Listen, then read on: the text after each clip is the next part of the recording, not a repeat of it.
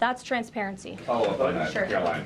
Okay, so the FBI looks at the circumstances surrounding the death of Jeffrey Epstein. According to the report, this systematic review revealed no incriminating client list. So what happened to the Epstein client list that the Attorney General said she had on her desk? Well, I think if you go back and look at what the Attorney General said in that interview, which was on your network, on Fox News. I've got the quote. Go ahead. John Roberts said, DOJ may be releasing the list of Jeffrey Epstein's clients. Will that really happen?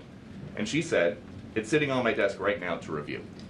Yes, she was saying the entirety of all of the paperwork, all of the paper in relation to Jeffrey Epstein's crimes. That's what the Attorney General was referring to, and I'll let her speak for that. But again, when it comes to the FBI and the Department of Justice, they are more than committed to ensuring that bad people are put behind bars.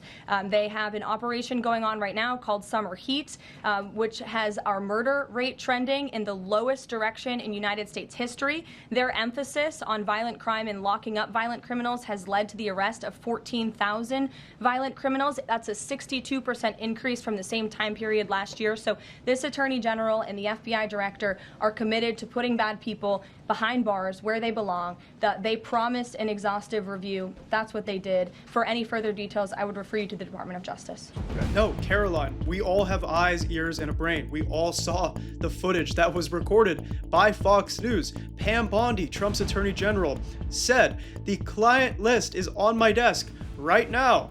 Peter Doocy even backed up that claim. And by the way, it is crazy to see Fox News going against the Trump administration. That's how you know they are really not polling well on this particular issue. And why is that? Well, this is one of the biggest cover-ups in American history. And I don't want to say that this is the absolute worst thing that the Trump administration has ever done, which is apparently true for a lot of Trump supporters. They seem to think this is the worst thing that Trump has ever done. You saw far-right conspiracy theorist Alex Jones crying in his car about how disappointed he was that Trump finally did something bad. Remember, this is the same president who oversaw the 9/11 equivalent number of deaths every single day due to his mishandling of COVID that no other nation experienced as badly as we did, thanks to Donald Trump. This is the same president that tried to overthrow the government when he lost an election and potentially rigged the 2024 election thanks to $250 million from Elon Musk. So I'm not surprised that this administration, which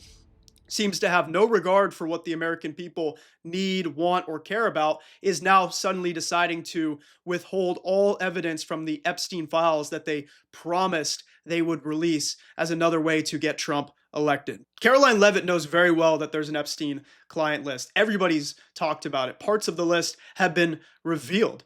Pam Bondi had a little influencer get-together with far-right MAGA extremist social media personalities and wannabe stars. They came with their little binders that said, Phase 1 of the Epstein files. There's apparently multiple phases, there's lists, but we know Donald Trump is in the Epstein files. Why would Trump react so annoyed when asked about it the day following this Karoline Leavitt press conference? He's tired of it, and there's a reason why they announced during 4th of July weekend, when they thought no Americans would be paying attention, that there is no client list.